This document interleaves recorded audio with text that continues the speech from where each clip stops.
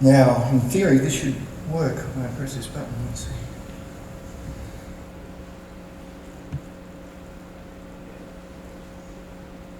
Hey, it worked. Okay. Right.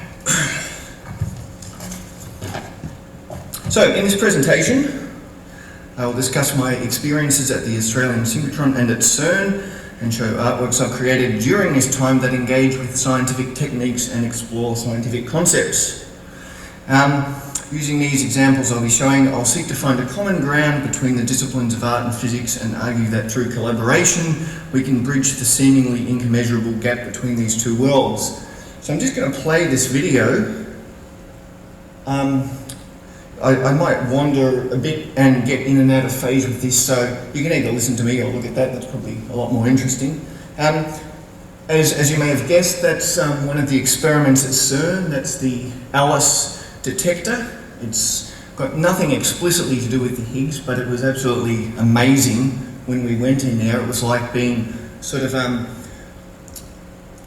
I guess sort of, you know, like at the gantry of the Apollo mission to the moon, except instead of going to outer space, this is going to inner space. And this one's the LHCb experiment. Unfortunately, it's in kind of anaglyphic stereo, so you can only see it properly if you've got your kind of red-blue glasses on.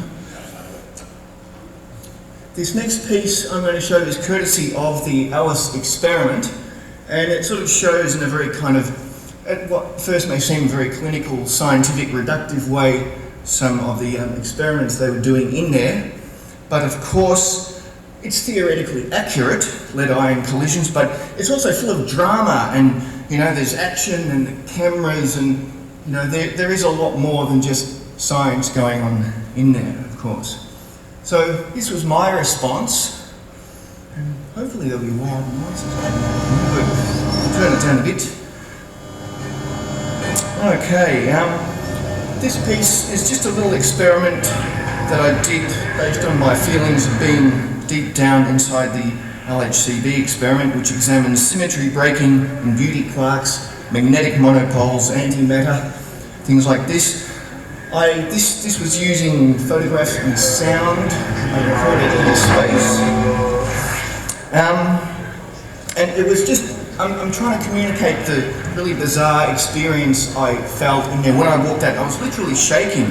And even stranger, I had my iPod in my pocket, and when I went up near the magnets, I don't know if it had anything to do with that, it totally destroyed my iPod, except the Melvins were the only band that survived. So the Melvins are CERN-proof.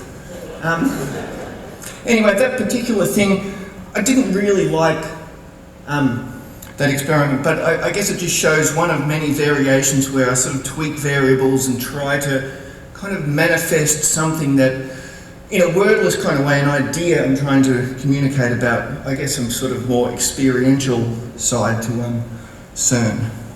Anyway, so how did I get here? I guess for me it started off explicitly in 2005, the 100th anniversary of the publication of Einstein's theory of relativity. I created a hybrid particle accelerator pinball machine called Hyper Collider, where I put all these bits of Einstein and old German pinball machines and stuff together to create a kind of simulated universe where audience sort of participants can select different subatomic particles and shoot them into a black hole. And it was sort of one of those weird twits of fate where no one at CERN had even mentioned black holes and, you know, particle accelerators yet, so this had a strangely kind of prophetic angle to it. And of course, because it's pop science, it's really got a sort of pop music soundtrack to it, which kind of defines where you are in time, and the sort of more you bounce particles into the black hole, you get time dilation and things speed up, and you get into a sort of increasingly uncertain kind of futuristic pop soundtrack. Anyway, Einstein, of course, was a fan of lensmaker and deist philosopher Benedict Spinoza, and he wanted, in his own words, to know the mind of God. This was sort of the impetus for him doing what he did. He, of course, disagreed with the indeterministic quantum theory of Niels Bohr and Werner Heisenberg, with his famous edict that God does not play dice with the world. So this is playing with, you know, the sort of tension between order and chaos and not having a clue what's going on. So Einstein worked from visual models that were subsequently formalised into mathematical formulas and felt that that was the way to approach it, whereas Heisenberg kind of came to this from a purely abstract level and felt visualisation models were actually disgusting. And of course, between these points, Niels Bohr, he was actually a fan of Dali and Picasso and stuff, developed his duality theory from an analysis of such detail that, according to himself, he plumbed the very depths of knowledge to the formation of ideas themselves, which led him to the discovery that visual thinking preceded verbal thinking.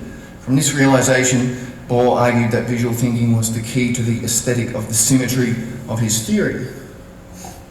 Now, another piece I did just very briefly was kind of interpretation of the Feynman field and sort of particle diagrams, which Ralph showed earlier on. That just there's an angle on that. This one is Calabi-Yau Observatory project, where I collaborated with a string theory mathematician to produce visual representations of 9-dimensional space. They were made stereoscopically, but unless you cross your eyes, you won't get it anyway. But look, again, it didn't quite work. It was not nice to be able sort of looking into this thing. So obviously, we're not really meant to see 9-dimensional space. So that was some little visual experiments with that. And then, of course, there's a bit of synchrotron light coming through. In 2007, I began a residency at the Australian Synchrotron through Arts Victoria and the Australian Network for Art and Technology. The Australian synchrotron is a source of energy ranging from infrared to hard X-rays, where they accelerate electrons around this thing 99% the speed of light, where beamlines are positioned around the ring, and use the energy for various experiments. As you can see, I did a few of my own kind of very unorthodox experiments trying to capture the light in different ways, because most of it's invisible, you know. And that was one that I did on the infrared beam, using kind of infrared cameras, and I managed to get bits together and sort of montage them into this kind of piece there. That it does have sound. That's actually the sound of the light. I used a sort of photovoltaic thing. So I've played with light and sound and frequency and energy and all that, and that's what came out there. This other thing, this is a real science experiment. It's a protein crystallography beamline experiment, which I did, which is just a fairly standard thing, using insulin to see what it looks like on that scale. So that's the scientific rendering of it. But of course, and it's sort of weird because all insulin proteins are exactly the same, except this one was different. Like, well, it was mine, you know, I got to put it in the thing and press the buttons. But interestingly enough, one of the scientists I was working with, he got one of the little bits and he said, no, this is wrong, it's got a kink in it. And so he sort of moved, he kind of readjusted a bit of the sort of electron density map sort of structure and said, look, that's just a totally subjective decision, but what was really going on is that the reality of this insulin model didn't fit with his model, his sort of theory about how it should look, which I found quite bizarre. So that led me to process my data very differently. I was also inspired by an outburst from another, usually very reserved scientist, who told me that seeing from that scale would be like gazing up at an infinite sky of endlessly repeated electron constellations. So my version, in an empirically meaningless way, sought to capture that beautiful poetic insight using the raw image data to visually recreate what I felt it would be like to be in such a space. So, I mean, it's done using After Effects, but ultimately, all those little ripples, that is real electron energy captured off the sort of procession camera and stuck together in a way that I guess is sort of, for me and perhaps for that guy, visually meaningful. Another little thing I did was my cicada experiment. I'll turn it down because I don't like talking over myself. Where I got the sound of a cicada in the car park. It was a very hot day and the sun was beating and the cicada was singing, and it sounded like what I imagined this sort of sound of the energy in the synchrotron to be, so we injected the cicada sound into the synchrotron, or at least modulated the beam with it, and look what happened up there, tune error, I crashed the synchrotron. And it was really exciting, you know, for most people, it's like, okay, but of course we were all very excited, the experiment was a success, art defeated science.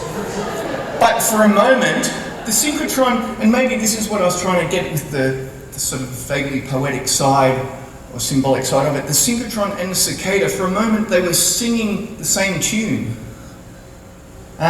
This is a little piece that inspired me from that, again using the light from the sort of optical diagnostics beamline and just spinning it faster and faster and seeing what comes out of it. Okay, now what's going to happen next? Oh yes, this one. This is called synchrotron eye montage. It was an experiment where I just got all the audio and visual recordings and I just sort of chucked them all together using the actual beamline energies and empirically gathered data to express what I felt the nature of the beams were in an intuitive and chance-based way instead of a kind of scientific, kind of reductive way. And by a strange coincidence, when I sort of moved it to look from a top view, suddenly it seemed to resolve into like an eye, and that's when I realised the synchrotron is an eye. It's us, it's our eyes using this amazingly complicated lens, looking back at the world and ourselves and saying, you know, what is this? What are we made of? On a very sort of fundamental level, which is something that, not necessarily, but in art is quite a shared sort of trait. Now, this next thing, which has actually just gone up at the synchrotron literally days ago, is a big print I did. And this is just a little scan across it. It's called The New Sun.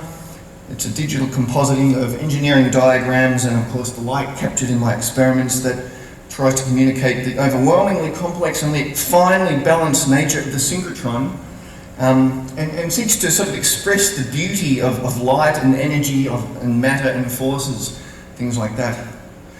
Now, this place, I'm going to talk a little bit about beauty. Beauty is something that appears in both art and physics. Einstein defended the space-time curving theory of relativity by saying, it's so beautiful, it has to be right. Richard Feynman said, to those who do not know mathematics, it's difficult to get across a real feeling as to the deepest beauty of nature. Although this statement shows Feynman's deep passion to understand nature, and he got pretty damn close, 10 to the 30 kind of accuracy, crazy. It also betrays his bias against other forms of insight and understanding. Although mathematics, the language of physics, is an amazingly accurate tool for describing aspects of nature and thus building complex devices to test the theories against nature, like this, maths isn't necessarily perfect. Probably don't need to tell you guys that. Kurt Gödel, who some of you may know, revealed this in the 1930s with his incompleteness theorem. He basically broke mathematics. And if that's correct, and the mathematician Gregory Chaitin is correct, mathematics may itself be not objective at all, but an invention of the human intellect. And if Niels Bohr is correct, underlying it is a deeper form of visual understanding. So perhaps the concept of beauty exists on such a fundamental level that it precedes the distinction between art and science and even language and maths. Across disciplines, beauty is a hard term to define as its very essence transcends verbal categorization, but perhaps, and I'll have a stab at it, it's perhaps a sort of poetic form that taps into something essential about reality. Einstein explains that in the search for universal laws, there is no logical path. They can only be reached by intuition based upon something like an Einfühlung, which is an intellectual love or sympathetic understanding or kind of resonance with the objects of experience. Einstein argued against the scientist being restricted in the construction of his conceptual world to the adherence of one epistemological system.